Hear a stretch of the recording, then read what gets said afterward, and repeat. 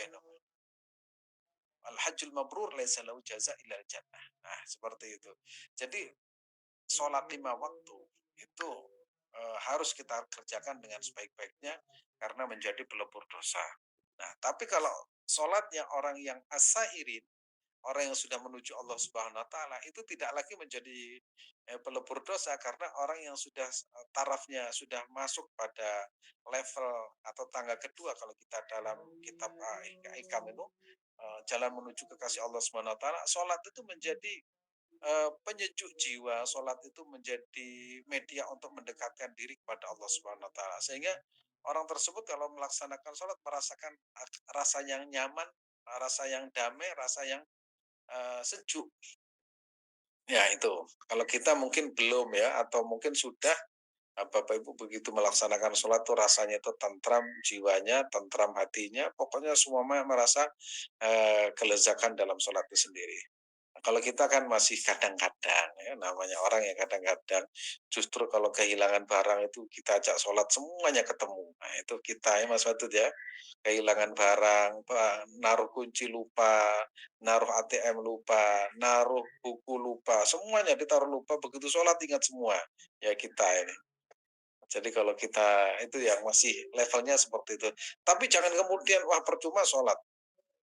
Ya, kok masih seperti itu tambah bahaya. Ya, tambah bahaya. Jadi kita bisa sholat itu merupakan anugerah dari Allah Subhanahu wa taala. Dan insya Allah kita semua mendapatkan anugerah Allah Subhanahu wa taala bisa melaksanakan sholat 5 waktu dan mudah-mudahan sholat kita menjadi pelebur dosa. Kalau sudah dosanya dilebur, hati kita bersih, kita hiasi dengan zikir, kita hiasi dengan ibadah yang lain, maka nanti suatu saat akan sampai pada level kedua yaitu menjadi orang yang menuju Allah Subhanahu wa taala sampai pada akhirnya menjadi kekasih Allah Subhanahu wa taala. Terus kita lanjutkan. Menjadi pembeda antara orang munafik ya. An Sa'id bin Musayyab anna Rasulullah sallallahu alaihi wasallam qala bainana wa bainal munafiqin syuhudul isya was subhi la yastati'una huma au nahwa hadha. Ya, dari Sa'id bin Al-Musayyab radhiyallahu anhu bahwasanya Rasulullah sallallahu alaihi wasallam berkata, "Bainana wa bainal munafiqin," antara kami dan orang-orang munafik syuhudul isya. Syuhudul isya itu apa? Yaitu menjadi pembeda antara orang mukmin dan orang-orang munafik, yaitu menyaksikan atau melaksanakan apa? Antara itu menghadiri ya melaksanakan sholat isya dan subuh. Mereka tidak bisa melaksanakannya. La yastati'una huma au nahwa. Jadi orang-orang munafik itu kalau pas urusan sholat subuh dan sholat isya itu males. Bukan hanya males, karena paling berat kan. Habis subuh, habis makan maghrib, makan malam, oh itu berat. Oh, kalau bangun subuh itu berat. Nah, makanya Nabi itu tidak pernah nggak sholat malam, tapi tidak wajib bagi kita, ya, tidak wajib.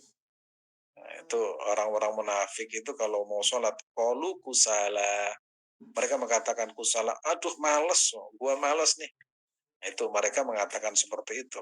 Kalau orang Islam enggak, justru yang menjadi tantangan atau menjadi pantangan orang munafik itu menjadi kenikmatan bagi orang Islam. Ketika orang nikmat tidur, dia itu nikmat bangun. Jadi orang mukmin itu kalau sudah sampai pada taraf tertentu, dia itu merasakan nikmat ketika sholat. Kalau orang munafik, sholat itu menjadi beban. Kalau orang mukmin, sholat itu menjadi nikmat. Nah, bagaimana kita tahu? Ya, tanyakan kepada hati kita masing-masing. Kalau kita merasa bahwa sholat itu beban, itu hati-hati. Kalau sudah merasa bahwa sholat itu adalah kenikmatan, itu berarti hati kita itu sudah mulai tumbuh rasa cinta kita kepada Allah Subhanahu wa Ta'ala. Nah, ini ya, itu syuhudul isya, yaitu menghadirkan sholat isya atau melaksanakan sholat isya was subh, ya, dan subuh. Sholat subuh itu sangat berat, ya. La yastati'una huma au nahwa. Jadi mereka itu sangat-sangat berat. Baru bangun saja itu beratnya minta ampun. Insya Allah kita semua tidak seperti itu. Buktinya apa? Pagi-pagi sudah bangun, pokoknya harus kita lawan dah, melawan. Caranya gimana? Gimana sih caranya? Apa bangun jam 2 setengah 3 minum kopi dulu, ya, minum kopi untuk melawan setan katanya. Setan itu kalau ada orang bangun malam, itu setan itu, apa namanya, pinggangnya itu sakit semua. Pokoknya mereka tuh tersiksa, kayak patah. Makanya kalau kita bangun malam, kemudian gimana bisa bangun malam? Begitu bangun, bikin kopi terlebih dahulu. Setelah minum kopi, sholat malam. Oh, itu setan itu tersiksa. Ya tersiksa-siksa banget udah. Nah, kalau kita bangun malam tersiksa berarti seperti apa maksudnya?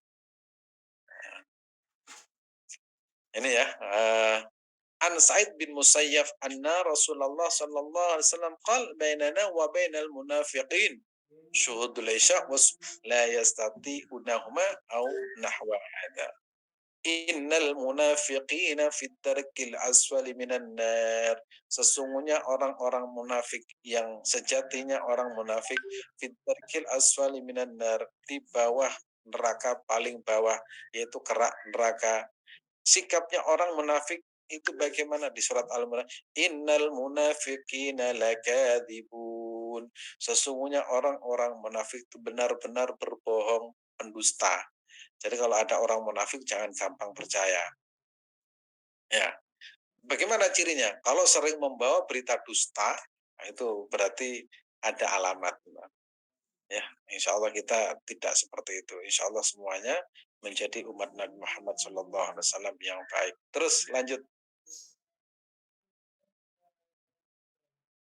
Salat itu tiang agama. Qala alaihi salatu wasallam, as-salatu imaduddin faman aqama faqad aqamaddin wa man hadamaha faqad hadamaddin. Imam Suyuti ini, HR Imam Suyuti.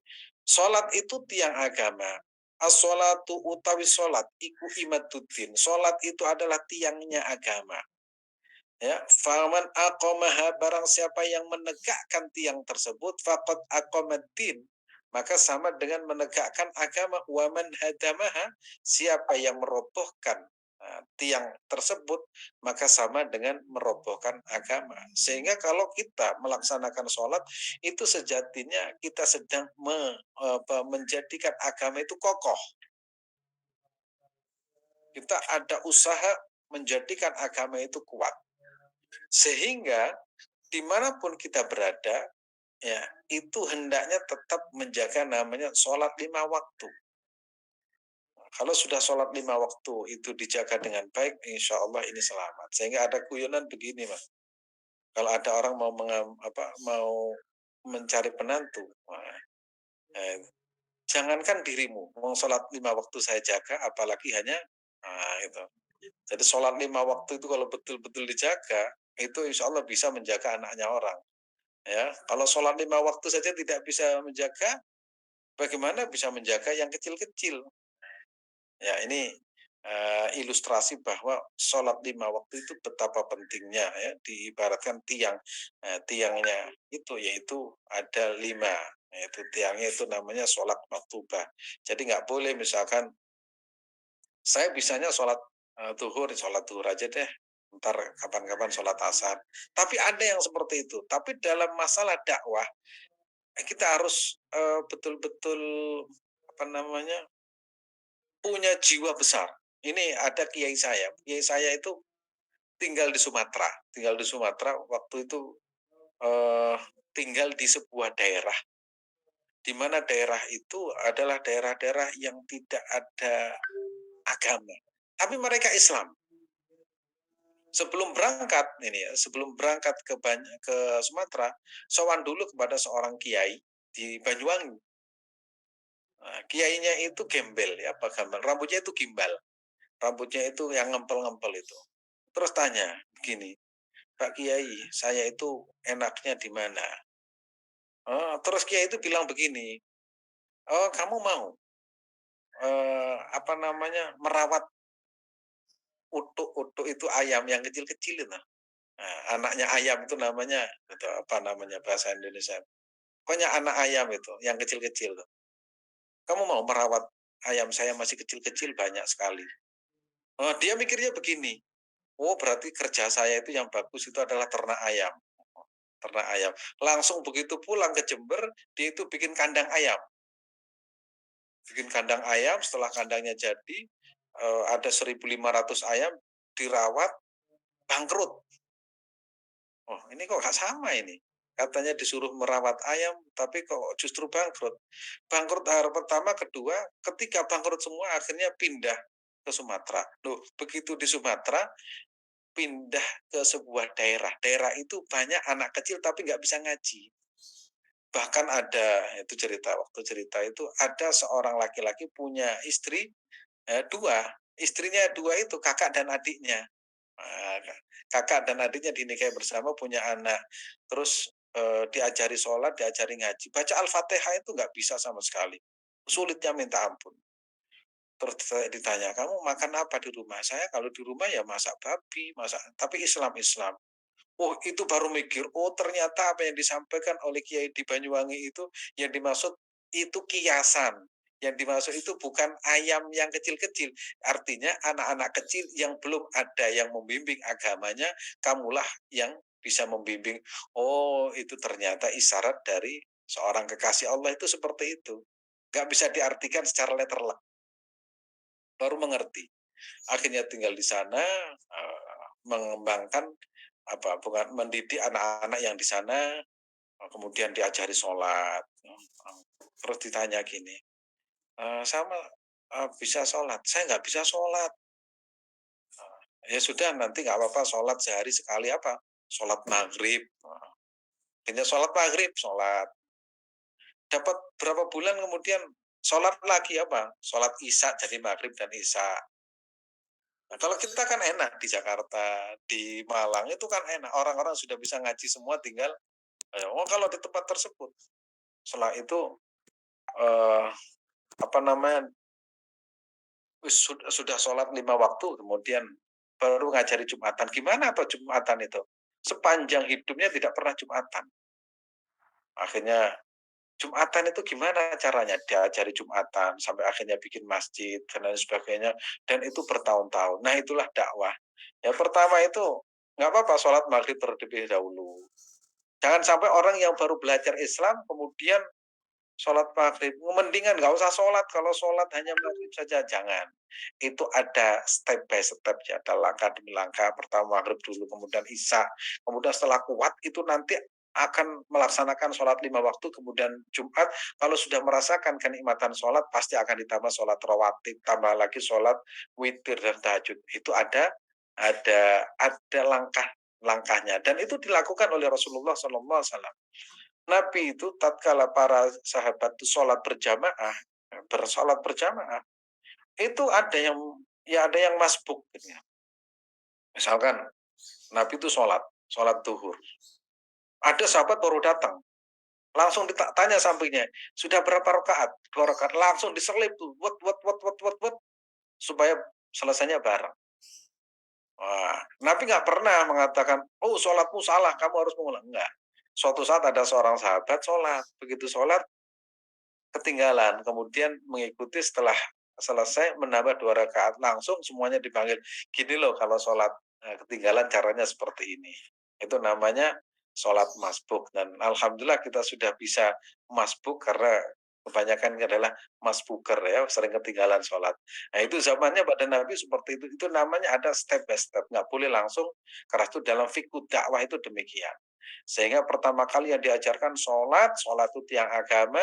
Nanti dimanapun kita berada, tidak penting ya, partainya apa, tidak penting organisasinya apa, yang penting sholat 5 waktu dikerjakan, insya Allah dia itu akan menjadi orang yang dicintai oleh Allah Subhanahu wa Ta'ala. Ya, as-sholatu imaduddin faman aqamaha faqad aqamaddin wa man hadamaha faqad hadamaddin. Jadi nanti kalau pilpres itu jangan pernah, oh ini yang penting sholat 5 waktu kerjakan, itu insya Allah ahli surga. Terus kita lanjutkan.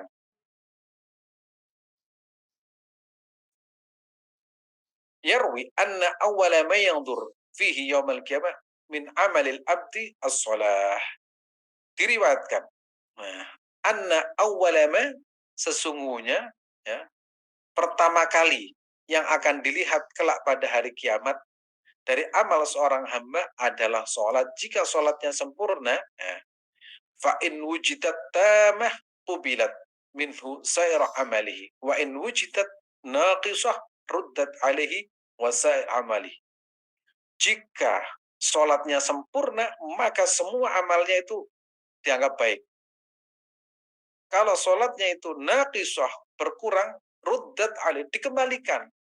Sama kalau kita mau melamar pekerjaan, kemudian CV-nya atau syarat-syaratnya itu kurang, dikembalikan. Tapi begitu dilihat, waduh sempurna, langsung diterima.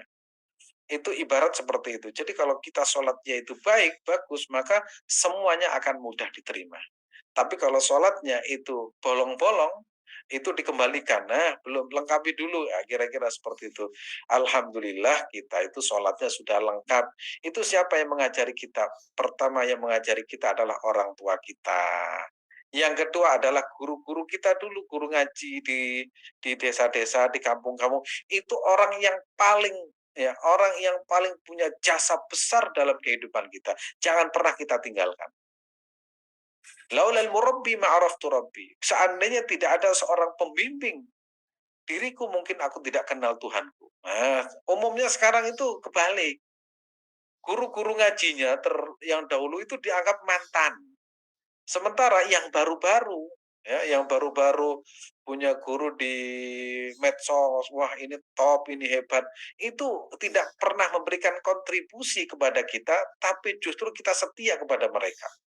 Padahal yang punya kontribusi besar kepada kita mengajarkan sholat. Ya, oh, dulu kita coba sholat.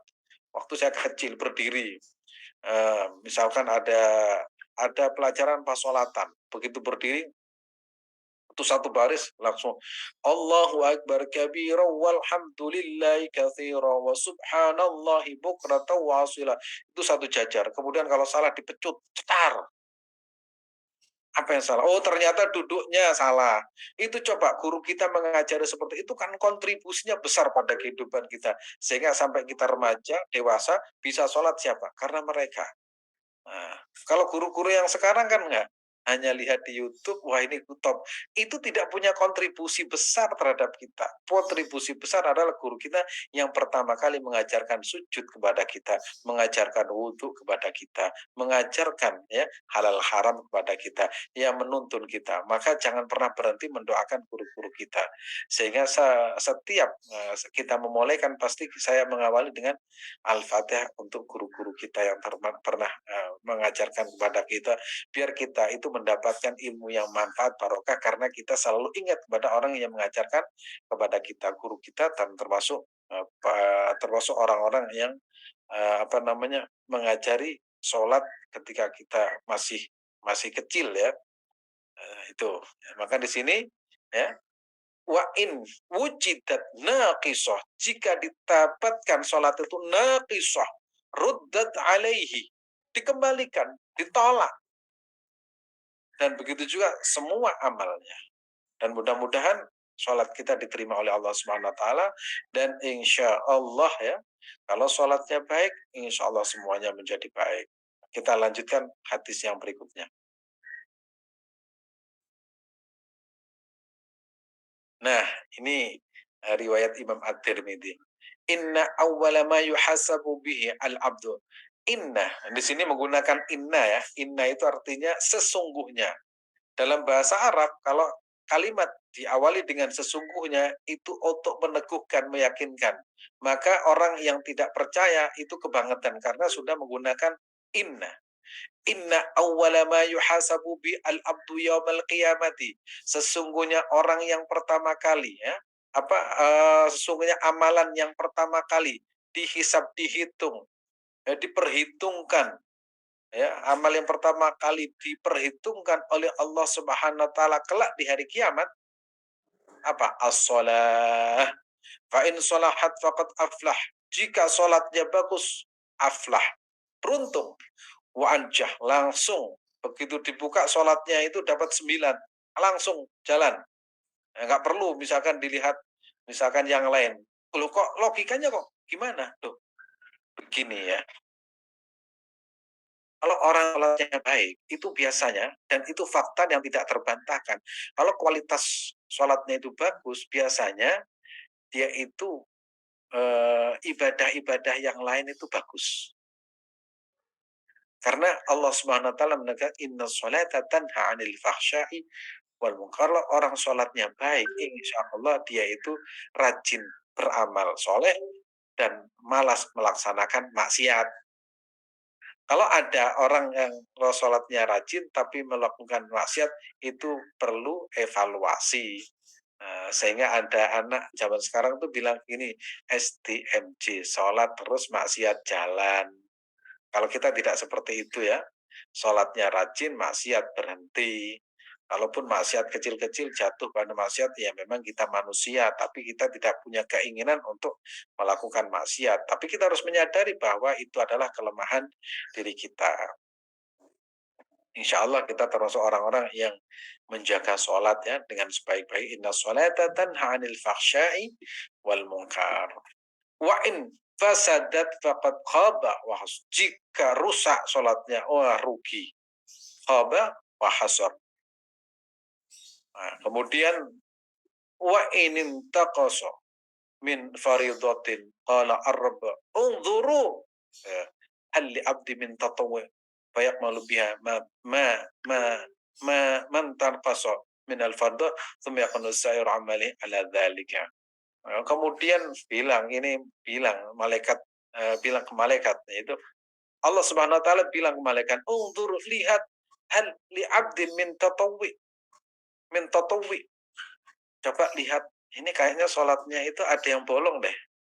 Nah, mungkin malaikat musyawarah, lihat, wah iya subuhnya kesiangan, ya, sholat isya-nya campur dengan sholat subuh, ya. Ini ada catatan ini. Nah, kemudian Allah berkata kepada unzuru, ya, unzuru, coba perhatikan lagi wahai malaikat, perhatikan lagi apa ini, Pak? Hal li abdin min ada nggak sholat-sholat sunnah yang lain? Oh, ternyata walaupun sholat asarnya itu menjelang maghrib, ya, sholat isaknya menjelang subuh. Oh, tapi dia itu rajin melaksanakan sholat rawatib, sholat witir, sholat duha.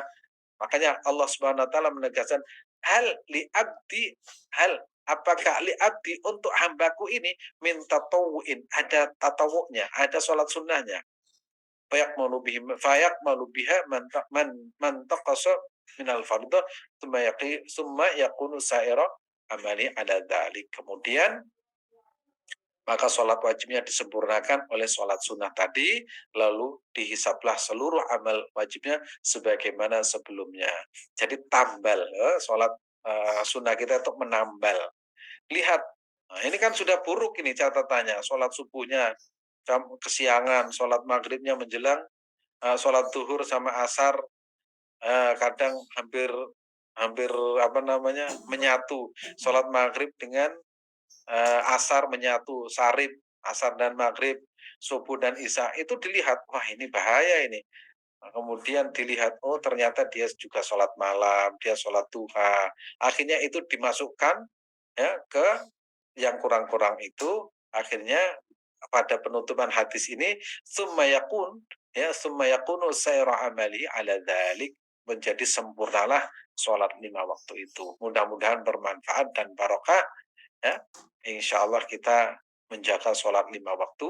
Dan Sayyid Muhammad Alawi Al-Maliki dalam kitab Khasa'is Al-Ummah Al-Muhammadiyah, beliau itu mengutip begini, kalau orang menjaga sholat 5 waktu dengan sebaik-baiknya akan menjadi kunci untuk mudah untuk melaksanakan ibadah-ibadah yang lain. Kedua, kalau orang meremehkan sholat akan meremehkan ibadah-ibadah yang lain. Nah, ini. Yang berikutnya, kalau maksiat, orang yang gampang minum minuman keras akan mudah melakukan semua maksiat. Ya, sekali lagi, orang yang menjaga sholat 5 waktu dengan baik, dia akan menjaga ibadah-ibadah yang lain. Orang yang perhatian terhadap sholat 5 waktu akan memperhatikan ibadah-ibadah yang lain. Nah, kemudian orang yang gampang minum minuman keras maka akan menjadi kunci untuk kemaksiatan yang lain.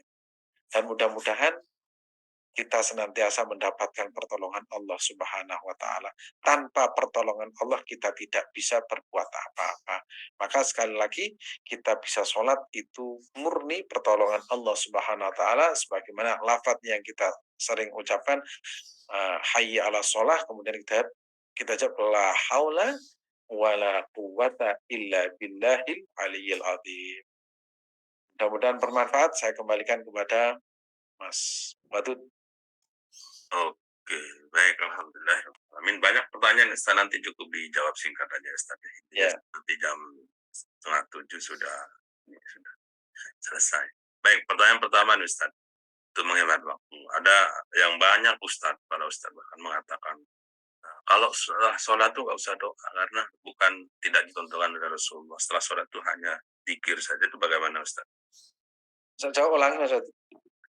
Banyak beberapa Ustaz juga mengatakan kalau setelah sholat itu kita tidak usah berdoa karena sholat itu sendiri sudah doa. Jadi setelah sholat kita hanya cukup berzikir saja, katanya seperti itu Ustaz. Mohon tanggapannya Ustaz. Terima kasih. Kalau dibalik Mas Wadud, pertanyaan begitu. Kalau habis sholat main HP sama mengingat Allah lebih bagus mana? Ya mengingat Allah Ustaz pasti. Mengingat Allah. Ya, mengingat Allah itu dimanapun, kapanpun itu bagus. Ala bidzikrillahi tatma'in al-qulub. Ingatlah, mengingat Allah itu menurut Al-Quran menjadikan hati tentram. Maka setelah sholat kita yang paling bagus ya mengingat Allah Subhanahu wa taala. Jangan mengingat yang lain. Ya. Sudah ketika sholat itu mengingat yang lain, ketika dalam sholat itu kadang yang diingat yang lain, setelah sholat malah mengingat janjian itu kan rugi ya. Maka diajarkan dalam beberapa literatur, nanti ada keterangan setelah sholat apa sih yang harus kita kerjakan, yaitu berzikir. Zikirnya seperti astagfirullahaladzim, kemudian ada urutan, kemudian Allahumma antas salam wa minkas salam wa ilaika ya'udus salam fa hayyina rabbana bis salam wa adkhilnal jannata darus salam. Kemudian waktu yang paling top untuk meminta kepada Allah adalah setelah sholat. Nah, seperti ada doa Allahumma a'inna ala dzikrika wa syukrika wa husni ibadatik. Itu diajarkan Rasulullah kepada para sahabat. Jadi dibaca setelah melaksanakan sholat. Nah, itu mungkin kurang piknik mungkin ya Mas Atun ya. Kurang piknik. Tapi ini Ustaz katanya, memang banyak sekarang Ustaz menyampaikan seperti itu. Itu bagaimana agar jemaah tidak ragu seperti itu. Nah, gampang saja. Kalau mengingat teman saja boleh, kenapa mengingat Allah tidak boleh? Ya. Kalau kita meminta kepada teman saja itu boleh, kenapa kita meminta kepada Allah tidak boleh? Gitu. Gampang, nggak usah pakai dalil, pakai logika saja. Kita habis sholat main HP boleh? Boleh. Kenapa meminta kepada Allah tidak boleh? Wong Allah itu senang kalau dimintai. Kapan kita minta? Ya, kapan saja. Wong Allah itu kan tidak menentukan waktu. Apalagi ada landasan waktu setelah sholat adalah termasuk waktu yang mustajabah. Nah, gitu. Jadi memang sholat itu doa, ya doa. Sholat itu adalah doa, tapi doa secara khusus yang diawali dengan takbiratul ihram dan diakhiri dengan salam. Jadi memang sering ada pertanyaan gitu. Memang kalau setelah sholat apa ya? Lah mau main HP saja boleh, kenapa kita mengingat Allah tidak boleh? Bukankah mengingat Allah itu adalah suatu wujud kecintaan seorang hamba kepada Tuhannya? Mau naik motor saja mengingat Allah. Ya, di kitab Al-Adhkar itu diceritakan banyak sekali ya tentang masalah mengingat Allah Subhanahu wa taala. Kalau ada orang misalkan, lu nggak boleh zikir setelah sholat. Mau kita mengatakan siapa yang melarang mengingat Allah? Bagaimana seorang kekasih dilarang untuk mencintai kekasihnya. Nah, gitu. Ya. Kita sedang mau mengingat pencipta kita, kok dilarang? Nah, nanti ada penjelasan di kitab-kitab klasik itu ada. Pokoknya kalau setelah sholat itu yang masyhur itu misalkan istighfar, kemudian Allahumma antas salam wa minkas salam wa ilaika ya'udus salam wa hayyina rabbana bis salam. Allahumma a'inna ala dzikrika wa syukrika wa husni ibadatik. Allahumma ajirna minan nar. Allahumma ajirna. Bukankah itu Allahumma itu kan adalah doa. Itu nanti saya sebutkan ya. Landasannya apa saja, hadisnya, posisinya sahih atau tidak, semuanya ada. Begitu Mas Wadud. Oke, jelas ya Bapak Ibu ya. Nanti kalau masalah apa dasar hukumnya nanti lebih lanjutnya ya. Akan dijelaskan kembali oleh Ustaz. Baik, selanjutnya nih Ustaz, bagaimana kalau kita tuh memilih sholat berjemaah di tempat atau di mana imamnya bacanya lebih bagus? Apakah diperbolehkan seperti itu? Bagaimana? Ya, ya boleh, itu mantep ya, kemantapan hati ya. Kalau kita makmum di imam yang tidak jelas atau bacaannya itu tidak bagus, eee, atau orang yang tidak kita sukai itu makruh, tapi tetap sholatnya sah. Misalkan begini, Mas Wadud itu makmum kepada saya, kemudian Mas Wadud itu nggak suka kepada saya, makmum. Sholatnya sah, tapi hatinya Mas Wadud kan gerundel, "Ini saya nggak cocok sebenarnya." Makanya itu hukumnya makruh, tapi tetap sah sholatnya. Nah, tapi kalau kita makmum pada orang yang kita senangi, wah ini bacanya bagus kan akhirnya membawa hati kita semakin nyaman. Nah, maka ada kriteria seorang imam itu ya, imam itu satu bacaannya bagus, kemudian, maksudnya bagus itu ya tajwidnya itu bagus, bukan suaranya, bukan, ya. Hukum Al-Qur'an itu ngerti ya, tajwidnya, makharijul hurufnya itu pas, itu insyaallah bagus ya. Kemudian usianya kalau bisa lebih tua. Yang ketiga itu waroknya ya, kezuhutannya. Itu kalau ada suaranya, karena kalau sholat duhur sama asar itu kan silent. Nah, nggak tahu misalkan ini suaranya bagus apa enggak itu aman. Imam yang kebagian sholat duhur sama asar itu nggak akan ketahuan itu bacanya bagus apa enggak. Nah, kalau maghrib sama isya subuh itu ketahuan. Apalagi subuh. Ya, subuh itu gampang ketahuan. Nah, karena memang subuh itu kadang kalau baca surat panjang itu bisa kepuntir kan, kalau yang nggak bisa. Oh itu dipanjangkan ternyata malah salah semua. Nah, pokoknya yang enak itu yang pendek-pendek. Ya, imam yang pendek-pendek aman. Oke, baik. Selanjutnya Ustaz, singkat padat Ustaz ya. Oke. Baik. Bagaimana untuk mengkodok sholat yang masa lalu banyak tertinggal Ustaz? Nah, kalau 1, 2, kalau 1, 2, 3, 4 itu kalau itu setahun ya, itu masih lah. Caranya yaitu setiap kita melaksanakan sholat itu ditambah. Maghrib, ya, tambah lagi. Nah, maghrib gitu terus. Ya. Tapi kalau misalkan Mas Watu, dia nggak sholat mulai usia 13 tahun sampai 60 tahun itu baru sholat. Wah itu nggak cukup itu untuk apa namanya, untuk mengkodok itu ya. Sudah tobat saja, tobatan nasuha. Bilang kepada Allah, ya Allah aku nggak kuat ya Allah, sudah apa jari Gusti Allah itu. Terserah engkau ya Allah, yang penting aku bertobat. Nah, tapi jangan kemudian diceritakan ke anaknya, "Nak, aku itu dulu nggak pernah sholat, Nak, jangan seperti bapak, Nak, ya." Wah, ternyata kan itu memberikan contoh, "Oh, begini ya, bapak jarang sholat dulu." Kalau gitu ya akan contoh bapak. Pokoknya kalau nggak sholat sudah direndam sendiri, ya, tobat kepada Allah Subhanahu wa taala, ya, dengan, eee, banyak berbuat baik ya. Apa yang bisa kita berikan? Misalkan punya wakaf tanah untuk masjid, itu bisa jadi digunakan sujud ya, mudah-mudahan Allah mengabulkan, menerimanya sehingga kita walaupun tidak sholat tapi tetap, digunakan sujud maka pahalanya akan mengalir. Kita harus banyak alternatif ibadah yang selama hidup kita itu bisa, belum bisa kita lakukan. Misalkan wakaf ke masjid, wakaf ke apa namanya, tempat pendidikan ya. Itu kan alternatif-alternatif agar kita itu senantiasa mendapatkan pahala yang terus-menerus mengalir. Caranya kan setiap waktu sholat. Disisipin ya, rasanya disisipin setiap waktu sholat Ustaz. Oke, baik. Pertanyaan selanjutnya nih Ustaz, bagaimana kalau misalkan kita itu sholat isya-nya ketika ngantuk, kita gabungkan nanti di saat mau sholat tahajud Ustaz? Apakah boleh? Nggak apa-apa, nggak apa-apa. Pokoknya jangan tahajud dulu terus isya ya.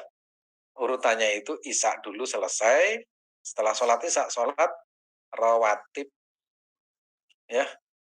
Urutannya begitu, sholat isya, sholat rawatib, baru kemudian tahajud tidur.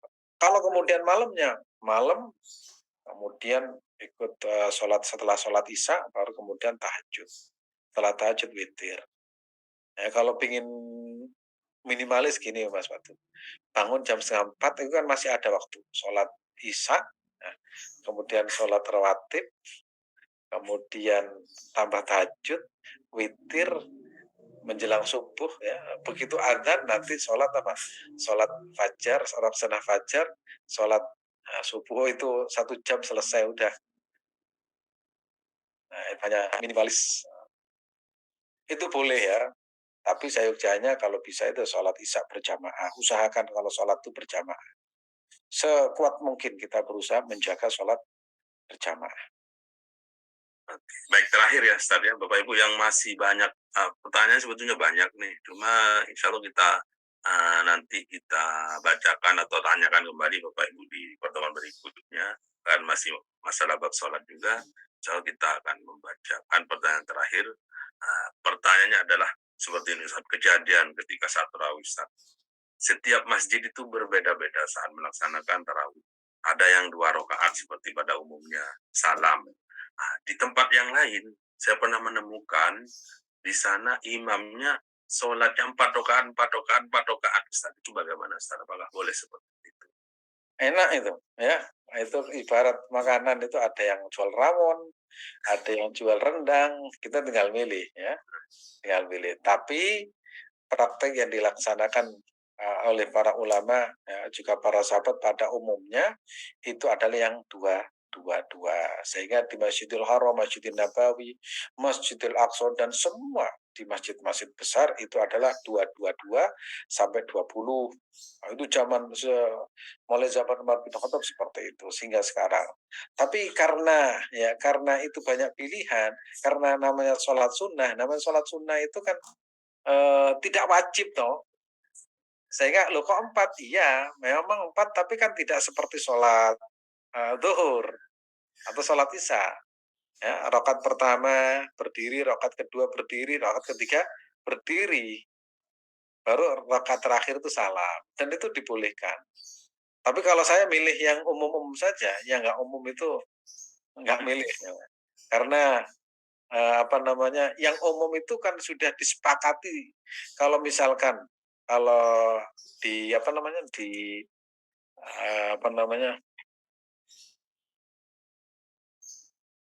kalau kita misalkan ada pemilihan umum misalkan, yang dua-dua itu yang milih misalkan, yang milih itu 82%, kemudian yang 4 itu ada pemilihnya 20%, kan yang 80% yang menang. Tapi kan kita nggak boleh mengalahkan yang 20, kan tetap itu dibolehkan. Nah, saya milih yang aman-aman saja. Guru-guru kita, ulama-ulama kita, mulai zaman Sayyidina Umar bin Khattab, kemudian zaman tabi'in, ya seperti itu ya sudah kita ikut. Ya. Tapi intinya semuanya baik. Ya, semuanya baik. Yang nggak baik adalah yang nggak terawih. Nah itu. Yang nggak baik, yang nggak terawih. Oke. Baik, Alhamdulillah Bapak Ibu, tuntas sudah ya pertanyaannya. Insya Allah nanti yang belum kita baca, sempat tanyakan, insya Allah nanti bisa ditanyakan ulang di pertemuan berikutnya di hari Kamis, insya Allah. Mudah-mudahan bermanfaat ya pertanyaan-pertanyaan dan jawaban-jawaban yang sudah saya lakukan untuk Bapak Ibu semuanya. Baik, Alhamdulillah. Dan insya Allah Bapak Ibu setelah ini mungkin ada beberapa informasi dari Bunda Narti ya mungkin ya, sambil menunggu OT ya dari Om Sol, dan kita akan tutup dengan doa pada pagi ini kalau Ustaz juga akan segera langsung menuju TKP ya karena ada upacara. Silakan Ustaz ditutup dengan doa. Terima kasih. Mudah-mudahan sehat semua. Amin. Ya, kita akhiri dengan doa. Mudah-mudahan Allah curahkan rahmatnya kepada keluarga kita semua. Amin. Bismillahirrahmanirrahim. Allahumma salli ala sayyidina wa habibina Muhammadin wa ala alihi washabihi ajmain. Allahumma barik lana fi dzurriyyatina ya Allah. Berkailah keturunan-keturunan kami.